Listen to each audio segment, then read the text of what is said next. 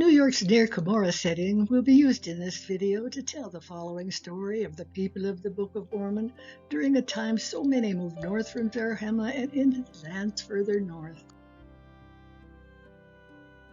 And it came to pass that in the 37th year of the reign of the judges, there was a large company of men, even to the amount of 5,400 men with their wives and children, departed out of the land of Zarahemla into the land which was northward.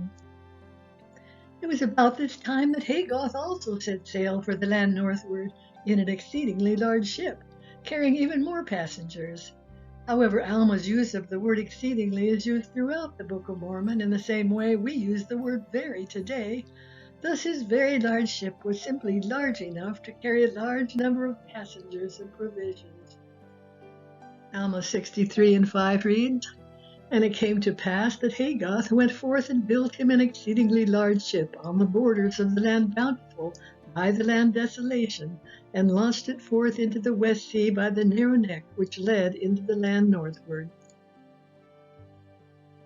And behold, there were many of the Nephites who did enter therein, and did sail forth, and they took their course northward. And it came to pass that in this year there were many people who went forth into the land northward, and thus ended the 38th year. And it came to pass in the 46th year, there was much contention and many dissensions, in the which there were exceedingly great many who departed out of the land of Zarahemla, and went forth unto the land northward to inherit the land. And they did travel to an exceeding great distance, insomuch that they came to large bodies of water and many rivers. Those who made it northward across the upper Great Lakes have come to be known as the Ojibway. Today, the Ojibway branch of the Nephites and Lamanites constitutes the third largest group of Native Americans north of Mexico, being surpassed only by the Cherokee and Navajo, both of which can also be tied to the original colony of Lehi.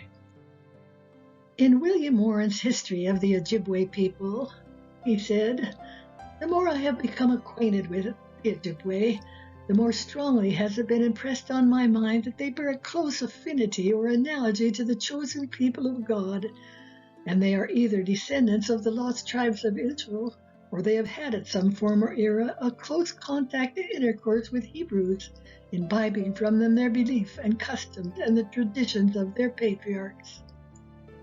The name Ojibway is derived from words which mean those who keep records of a vision. Along with their visions, the Ojibway were keepers of the scrolls, their history, songs, maps, stories, and even mathematics. Thus they were likely of Nephite stock, for Helaman tells us that the records of those who moved north were kept chiefly by the Nephites. Below is the Lord's Prayer, written in hieroglyphics, likely by a Nephite who moved north among the Ojibway's eastern Micmac cousins.